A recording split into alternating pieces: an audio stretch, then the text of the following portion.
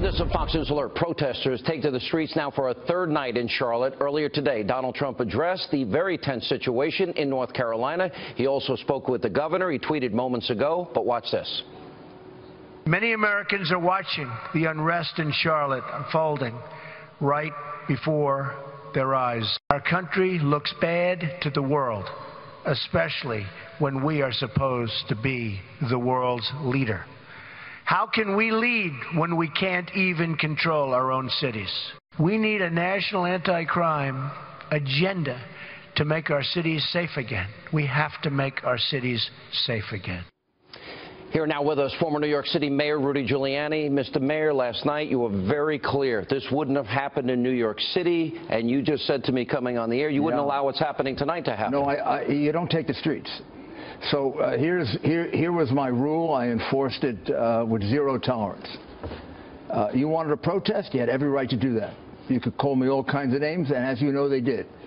But you could do it on the side. They really did, by the way. Oh, that's not a joke, yeah. Because if you're going to change things, they're going to get angry at you.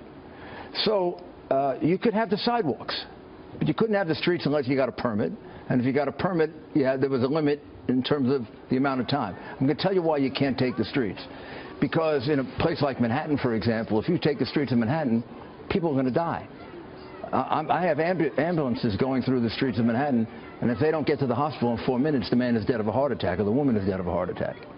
And yes, you have your right to make your First Amendment point, but you do not have a right to take away the rights of other people. With the National Guard, if you put them on the sidewalks, you exercise control over them as opposed to their exercising control over you.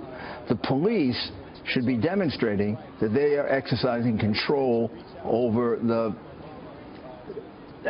probably small percentage of people, as Newt pointed out, of Charlotte, including African Americans. I bet the vast majority of African Americans don't want to be involved in that nonsense that's going on. No, but there's enough there. Look, there's bottles being rocks being thrown at officers. Should be arrested immediately. Immediately. Right.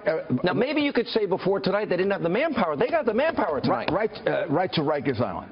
The first bottle you throw, I go find you in the crowd, and we go right to Rikers Island. Or my police commissioner comes to Gracie Evangeline, we look at the videotape, and we go find the guy in his house. You know, one of the things, we put him in jail. That's why I had no riots in 8 years, and I took over a city that had had 2 major riots. Huge. In 2 years. Yeah. 4-day riots that the mayor didn't control, including one that was a pogrom against Jewish people. That was a very dangerous time. That was a horrible time. Mr. Mayor, I guess as we watch this and they have the streets, all right, so now you take over. We put you in charge right now. How do you get them off the streets as you look at that video? They should never gotten there. The first one that got on the street should have been arrested. Right? And then the second one should have been arrested, and the third one, and the fourth one, and the fifth one, and the sixth one, and the seventh one. You just do it. And after a while, you wear them down. I used to say, come on, test me. I have 41,000 cops. What do you have?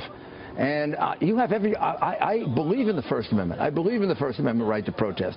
I don't believe in breaking up a man's store. Why should some African-American man who has a candy store have his candy store broken into because a police officer did what he did? And in this case, it sounds like the police officer was justified. And also, if black lives matter, why doesn't the black life of the black police officer matter? It should, and he's fighting for the presumption of innocence for everybody else. Well, if the facts are as the African-American police commissioner stated, and the guy came out with a gun, why doesn't the life of that police officer mean something? What about releasing the tape as the crowd is asking for tonight? It's an investigation. I don't want to disagree with the judgment of the DA and the mayor and the governor, but I always released information. You would? Okay.